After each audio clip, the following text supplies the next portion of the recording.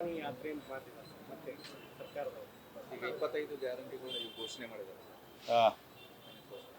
ಹೋದ ಸರ್ತಿನೂ ನ್ಯಾಯ ಅಂತ ಘೋಷಣೆ ಮಾಡಿದ್ದಾರೆ ರಾಹುಲ್ ಗಾಂಧಿ ಅವರು.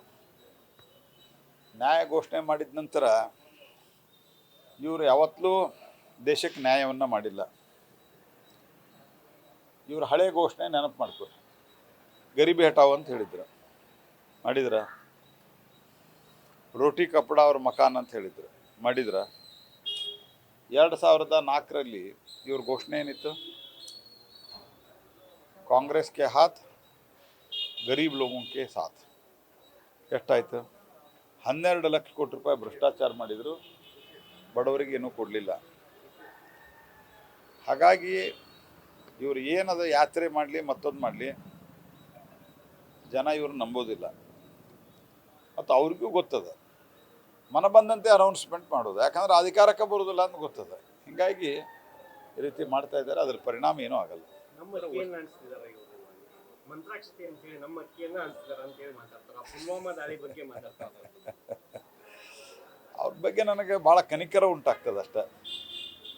ಈ ದೇಶದಾಗ ಮೊದಲನೇ ಬಾರಿಗೆ ಪುಲ್ವಾಮಾ ದಾಳಿ ಆದ ನಂತರ ಏರ್ ಸ್ಟ್ರೈಕ್ ಆಗಿತ್ತು. ಇವರಿಗೆಲ್ಲ ಅಭಿನಂದನ್ ಅಲ್ಲೇ ಸಿಕ್ಕಾಕೊಂಡಾಗ ಅಭಿನಂದನ್ ಅವರು ಭಾಳ ಖುಷಿಯಾಗಿತ್ತು. ಅಭಿನಂದನ್ ಅಲ್ಲಿ ಪಾಕಿಸ್ತಾನದವ್ರು ಕೊಂದು ಹಾಕ್ತಾರೆ, ನಾವು ಇದನ್ನು ಒಂದು ಅವಕಾಶ ತೊಗೊಂಡು ಮೋದಿನ ಟಾರ್ಗೆಟ್ ಮಾಡ್ಬೋದು ಅಂತ.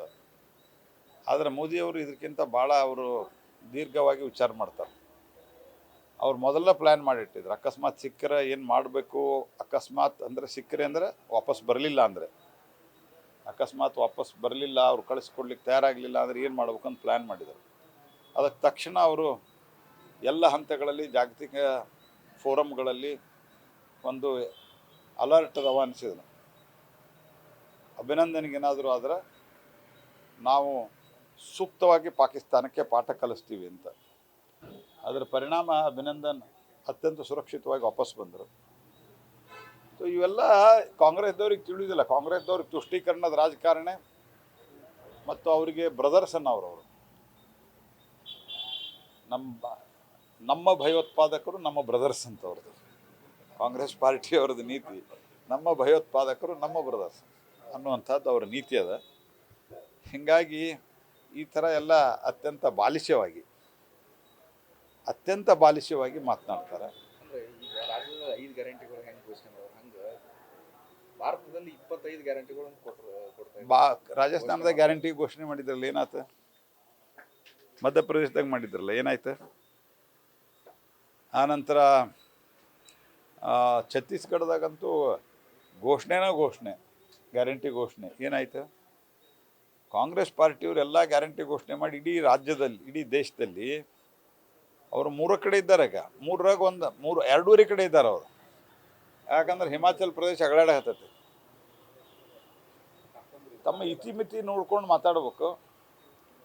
ಮತ್ತು ಪುಲ್ವಾಮಾ ದಾಳಿ ಇದೆಲ್ಲ ಒಂದು ರೀತಿ ಅಲ್ಲಿ ಹುತಾತ್ಮರಾದಂಥ ಯೋಧರಿಗೆ ಮಾಡುವಂಥ ಅಪಮಾನ ಇದು. ಈಗ ಲಾಡೋರು ಸರ್ ನಿನ್ನೆ ಒಂದು ಮಾತು ಹೇಳಿದ್ರು, ನಾವು ಜೋಶಿ ಅವ್ರನ್ನ ಅಷ್ಟೇ ಸೋಲಿಸಲ್ಲ, ಮೋದಿ ಅವ್ರನ್ನೇ ಸೋಲಿಸ್ತೀವಿ ನಾವು ಫಸ್ಟ್. ಅವ್ರನ್ನೇ ಸೋಲಿಸಿದ್ರೆ ಆಯಿತು, ಪ್ರಜಾಪ್ರಭುತ್ವದ ಅವ್ರಿಗೆ ಸೋಲಿಸ್ತಂತ ಹೇಳ್ರಿ. ಸೋಲಿಸ್ಲಿಕ್ಕೆ ಬಂದಿದ್ರು ಅವರು. ನಾನು ಮೋದಿಯವ್ರನ್ನ ಬಿಡ್ರಿ, ನಾನು ರಾಜಸ್ಥಾನದಾಗಿದ್ದೆ, ಸೋಲಿಸ್ಲಿಕ್ಕೆ ಎಲ್ಲರೂ ಕೂಡಿ ಬಂದಿದ್ರಲ್ಲೇ. ರಾಜಸ್ಥಾನದಾಗ ಇದ್ದ ಸರ್ಕಾರ ಕಳ್ಕೊಂಡ್ರು, ಛತ್ತೀಸ್ಗಢದಾಗ ಇದ್ದ ಸರ್ಕಾರ ಕಳ್ಕೊಂಡ್ರು. ಲಾಡ್ ಸಾಹೇಬರು ಒಂದು ಸ್ವಲ್ಪ ಉತ್ಸಾಹದಾಗ ಅಥವಾ ಮಂತ್ರಿಗಿರಿ ಉಳಿಸ್ಕೊಳ್ಳಿಕ್ಕೆ ಮಾತಾಡ್ತಾ ಇದ್ದಾರೆ. ನಾನು ಆಶಿಸ್ತೇನೆ ಅವ್ರ ಮಂತ್ರಿಗಿರಿ ಉಳಿಲಿ ಅಂಥೇಳಿ.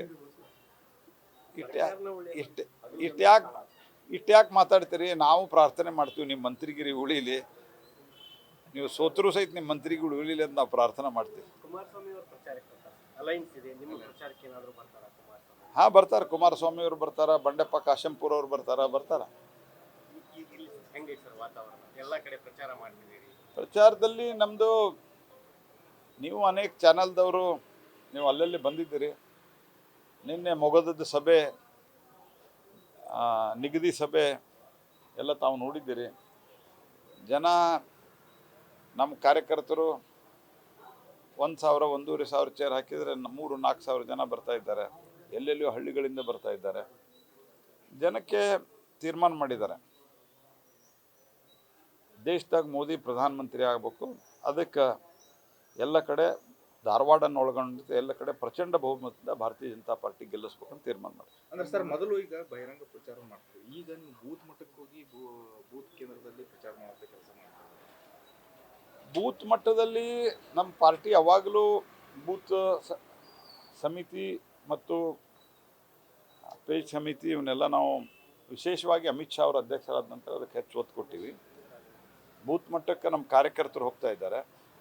ನಾನು ಎಲ್ಲೆಲ್ಲಿ ಸಾಧ್ಯದ ಈಗ ಆರಂಭಕ್ಕೆ ನಾನು ಜಿಲ್ಲಾ ಪಂಚಾಯಿತಿ ಮಟ್ಟದಲ್ಲಿ ಸಭೆಗಳನ್ನು ಮಾಡಿ ಪ್ರಚಾರ ಮಾಡ್ತಾ ಇದ್ದೀನಿ. ಉಳಿದವ್ರಿಗೆ ನಾನು ಫೋನ್ ಮಾಡ್ತಾ ಇದ್ದೀನಿ. ಎಲ್ಲೊಂದು ಕಡೆ ಜೋಶಿ ವಿರುದ್ಧ ಒಂದು ವ್ಯವಸ್ಥಿತ ಷಡ್ಯಂತ್ರ ನಡೀತಿದೆ ಈ ಚುನಾವಣೆಯಲ್ಲಿ ಅಂತ ಅನಿಸ್ತಿದೆ. ಪ್ರತಿ ಸರ್ತಿ ನಡೆದದ.